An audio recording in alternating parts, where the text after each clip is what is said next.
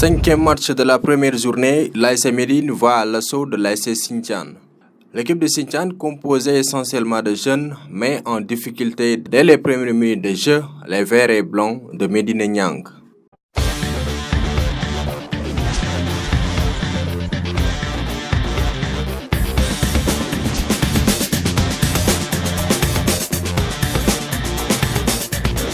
Le capitaine Tcherno Adam Diaga, seul face au portier de Sintian, rate l'ouverture du score pour l'AS Médine.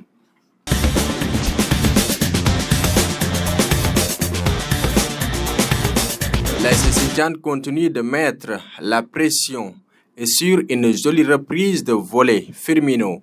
ouvre le score pour l'AS Sintian. 1-0.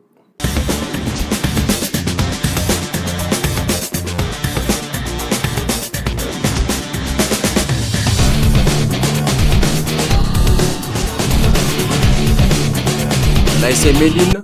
qui n'arrive pas à retrouver son jeu et a eu à avoir beaucoup de difficultés dans leur jeu, ont peiné à revenir à la malgré les initiatives prises.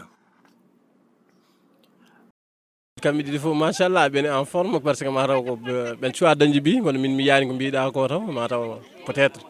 yimɓe fof fotani analyse politique non analyse football par ce que so wayno wawi min ko jiimi ko e goɗɗo ko yi ko wona gotum kono jiimi ko Madina Niang nen joue ko foti ko joude presque ko funami match ne wayi noon saaha ne tedda eyyi ɗum saaha ne waɗa merci. Sintian waɗi mone 1-0 bon ɓuuri hamen welde ko hande mi ari ɗo en tant que supporter Madina Niang par ce que hande Madina Niang e Niang ko jiidi yummo jiidi baba mawɓe ɓe jooɗima jewtidi e suhaɓe ɓe foof bon andinde ko enen fof jiidi enen Niang e Madina ko gotum par ce que minen ñaldata minen pijjata terrain woni fotani amen serdude donc hande ko minen jiidi yummo e baba minen Niang naɓe hande ala ko addi amen ɗo sowona wadde supporter Madina Niang amen jiiɗi Madina Niang Sintian noon ko équipe mo gandanɗa e Niang ene jogdi des bons relations ɗum kam ko guili ko ɓooyi mais noon hande moom amen ɗo Madina Niang ɗo dal par ce que ko leegal amen ko cousin aji amen amen mbaɗa supporté dal hande Madina amen jiiɗi Madina gagno dal.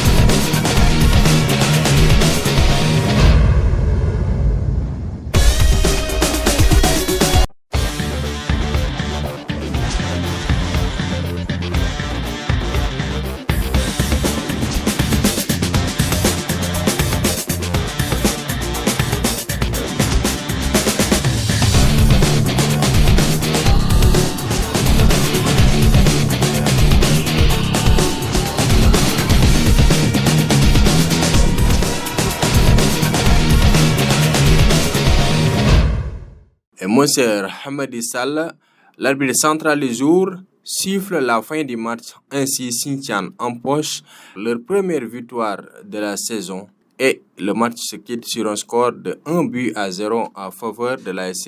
Sintian.